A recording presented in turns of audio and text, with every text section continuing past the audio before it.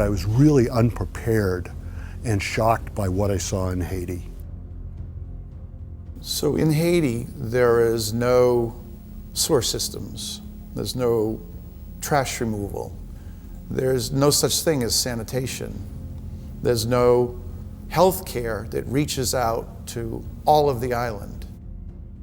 My wife Karen and I wanted to do something about it and help. And at first we did that as donors. We wanted to give internationally out of gratitude for our 4 adopted children. My journey to what I do today was long and circuitous. I started working as a carpenter. That led to creating Shawmut Design and Construction. That grew to a national construction management company. The 20 years at Shawmut Design and Construction were crazy. I mean, he would be gone at 5 in the morning, he wouldn't come home till 9 at night, so it was wild.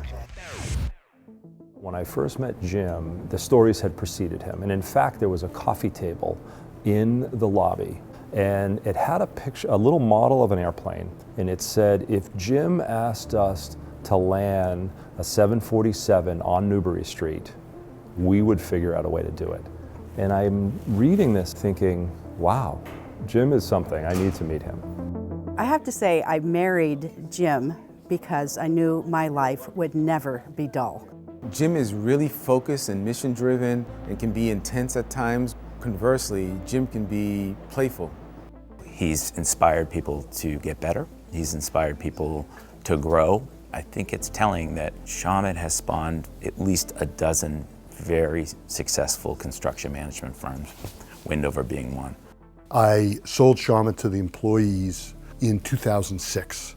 And then this great opportunity came along for him to go to Haiti, which completely changed his life. I made my first trip to Haiti with Dr. Paul Farmer. Dr. David Walton had been charged by Paul Farmer to build PIH's first new hospital in Haiti. We were really days away from breaking ground when the catastrophic earthquake hit Haiti, and everything changed for us overnight. Paul Farmer and David Walton, President Clinton, and the Haitian government and I talked about how we could take our 100-bed community hospital and grow it into a 300-plus bed tertiary care teaching hospital. David and I were sent out with the mission of building this hospital as quickly as we could, and that's what we did.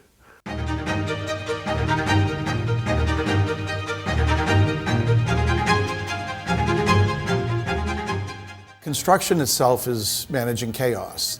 It's never more complicated as it is in Haiti. We knew that the building had to be built structurally to the International Building Code. We ended up building a batch plant to make concrete. We opened a mine to mine aggregate.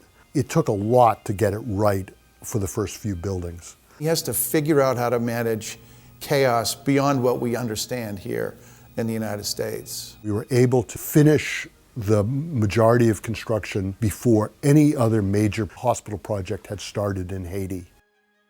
Following the completion of the Mirabelais Hospital in Haiti, Partners in Health started asking Jim to help us everywhere that we worked. The vision for BHI really came out of those years that David Walton and I were working at the Mirabelais Hospital. What we would talk about is how we could develop, design, and build hospitals in low-resource settings.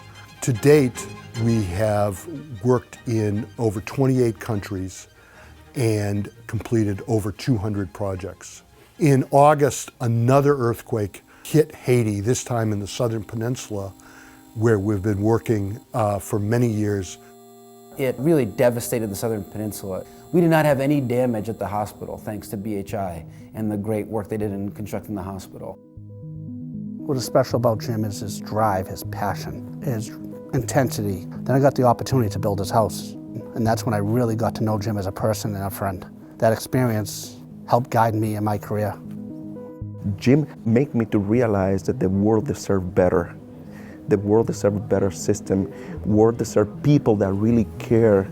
Jim is creating the path to get to those people in those countries. Dr. David Walton and I are credited with founding Build Health, but the late Dr. Paul Farmer was really our third co-founder. Dr. Paul Farmer unexpectedly passed away on February 21st in Rwanda. But what has been amazing to experience is how his passing has galvanized so many people to say, we are going to fulfill his mission to make healthcare equitable for people all over the world. We're sitting in one of our 4 warehouses. In these warehouses, we collect both medical equipment and building materials. We repair medical equipment with volunteers, and then this all gets containerized and shipped all over the world.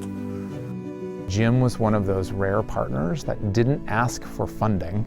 He asked for in-kind support, technical support. He's just such a humble guy. Jim could be retired on a beach somewhere and not really be thinking about any of this work.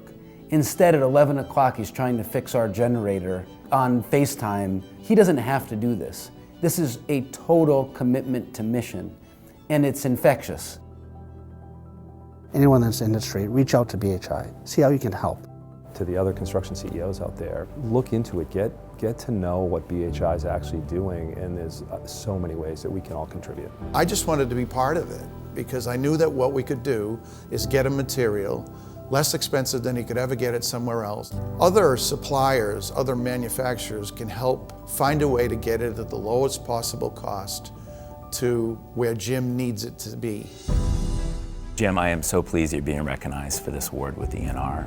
The impacts you've made not only in Haiti and Africa and around the world, you've made an impact in a lot of people's lives and inspiring them, including myself. You're impacting also so many people in different countries that really, really need you. We're so excited and you're so well deserving. I know that together we can partner and continue Dr. Paul Farmer's legacy. Congratulations, Jim, and thank you for all that you've done to make our work possible. Thank you. You're an inspiration.